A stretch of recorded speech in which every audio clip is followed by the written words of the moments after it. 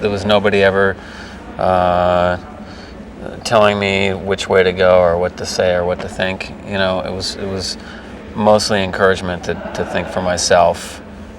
You know, if I had a question or something, it was like, well, go figure it out, you know. So I was kind of left with things to try to dismantle them and see how they worked and put them back together, you know.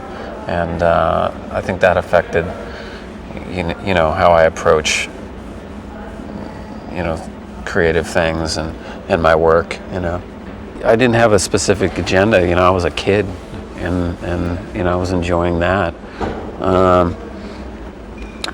I guess I liked the idea of writing for some reason. You know, I liked the idea of sitting down and writing a book, and I used to write a lot.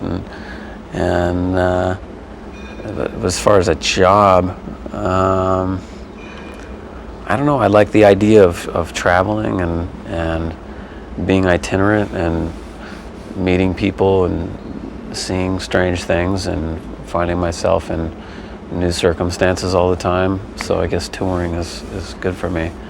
I remember thinking when I was younger that I wanted to stay in a different hotel every night, because we stayed at a hotel once, and I thought it would be of how many hotels there were in the world, and you could stay in a different one every night. And I've sort of, you know, wished this on myself, for better or worse. My grandfather was, you know, he was very gregarious and funny and probably provocative. You know, I think in the art world, he did what he wanted. He didn't play the political game, you know, with the whole art scene. So he was maybe just inspired me to, you know, stay with your integrity and stay with what you like, and, you know, not try to get sucked up into the phoniness of whatever game it is that you're involved with.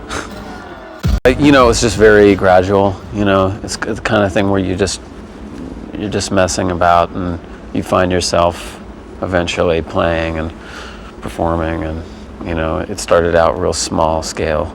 You know, I just play in the park, and then I end up moving to New York, and I play in bars. You know, you get free beer and that kind of thing. You know, there maybe be 15, 20 people watching, and I just did it because I liked the other people who were doing it, and I knew how to play guitar in these songs, and I thought, you know, might as well do something with it. And then, in order to get a gig, though, I had to write my own songs, and that was when I was about 18, 19, and so my hand was kind of forced. And I'd written a few things that I wasn't that crazy about. I at the time opted to play more just old folk songs, traditional songs, and I thought I'd help, you know, be a one-man revival of some sort. And then I eventually started writing my own things, and they were influenced by a lot of the blues and Woody Guthrie and Jimmy Rogers and Son House and Fred McDowell and all that stuff I was listening to. But I was transposing some of that world into my own experience at the time, you know, and putting a little bit of hip hop in there. Eventually, things like Loser grew out of that. Been writing these rap songs, and, you know, I was just me and a guitar. You know, I didn't have any other equipment. It was just an acoustic guitar, and so I used to hit on the thing and stomp on the floor, kind of like one of these old spirituals, you know, where they would just, you know, go, you know, they'd sing a cappella, and then I just started rapping. And they were kind of influenced by some of the hip hop artists I liked at the time, Chuck D, because Chuck D had come and deconstructed all the hip hop player kind of language and put in just weird deconstructed language, and it was almost like he was making up words, and so that was kind of influential. And I started getting up at gigs and doing these in the middle of my set, and somebody saw me doing it and said, "Hey, I like that rap," and I started talking about how I'd written all these raps and I wanted to do some rap music, and he looked surprised, and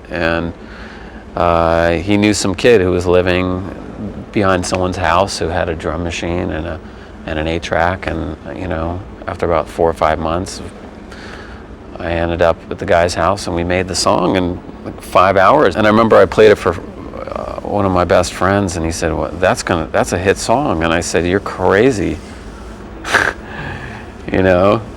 That's ridiculous. And it kind of it got played locally, and then a friend of mine in Seattle called and said, "They're playing your song up here." And I thought it was bizarre.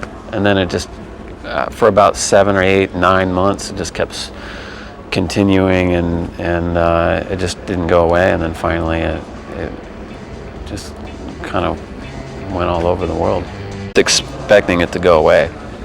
I kept expecting it to just vanish, and I didn't take it real serious. And all these record company executives would pull up in their limos. I'd be playing some, dive bar down in where all the homeless people live, burning trash cans and all that kind of thing. And limos would pull up, and they'd come in, and I would just kind of do performance art. I don't know. I think at the time I thought I'd just have a bit of fun with it, and I never wanted to take it serious, I never wanted to become part of the machine aspect. It just seemed so slick, and, like there was no room for personality or, and it was like the time of really fabricated Milli Vanilli and hair metal. So it didn't seem realistic that the music that I liked would ever be allowed to be released. I still felt sort of in the auxiliary, in the sidecar. I still do to a certain extent. I don't really feel part of the continent of music. I'm on an island or something. To do my second record, it was exciting to me. There was a bit of pressure, but I wasn't that aware of it. To me, it was just, I finally had the means to do what I wanted. I had all these ideas, and finally there was a little bit of money, and some producers had some decent equipment at the time, and people make a lot of how there's all these different genres, but it was really just all these ideas I had, and I thought, well, here's my one chance to try them.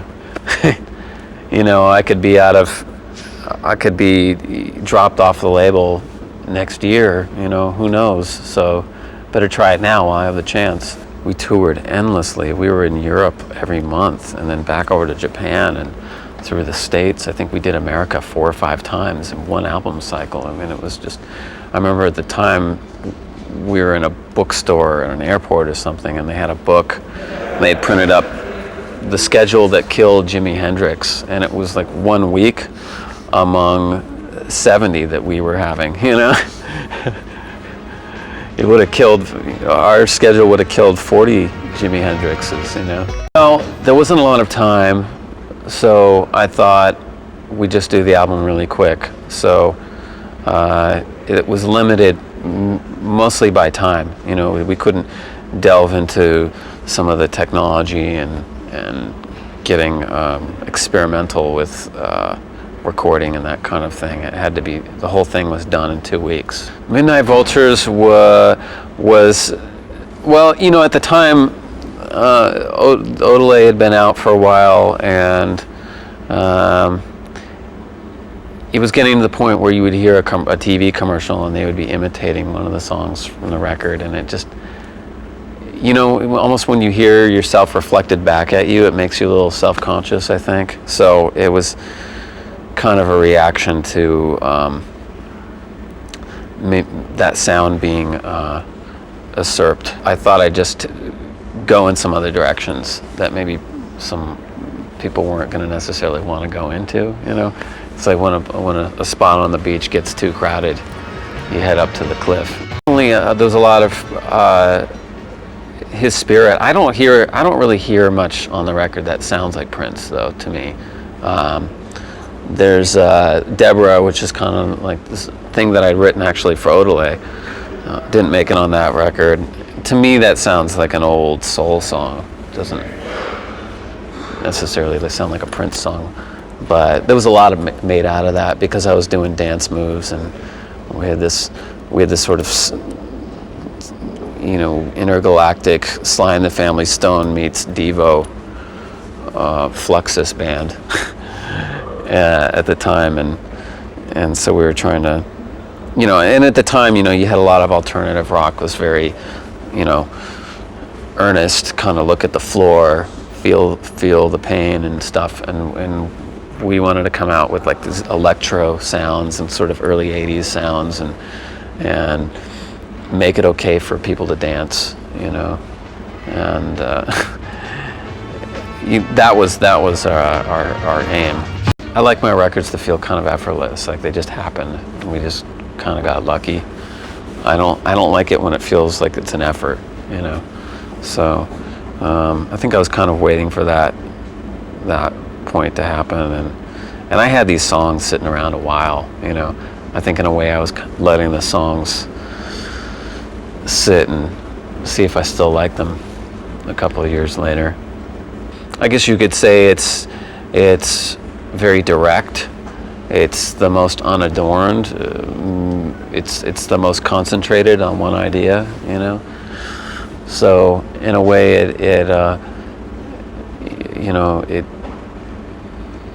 just goes. It's not as dispersed, you know. So it's easier to define. It's great to perform because I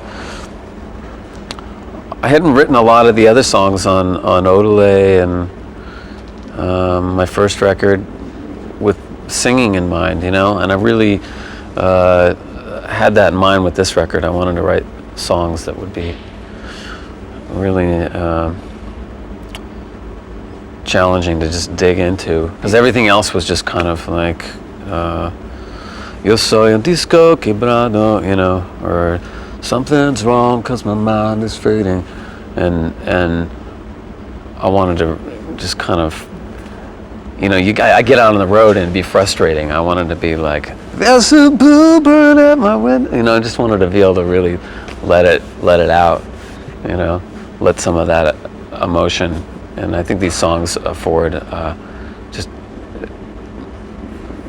they let me kind of get into some bathos. I don't mind taking the piss out of myself, but I also really care about what I do. You know, I want to write good songs. I want to play a good show. You know, I'm really, you know, I'm honored when people come to the show. You know, and I'm frustrated if I can't do my best. So hopefully people can get a sense that I'm enjoying what I do, and that I just want them to enjoy themselves in some way. I'm not really gonna, you know, puff myself up like a peacock and say, well, you know, the people think I'm, you know,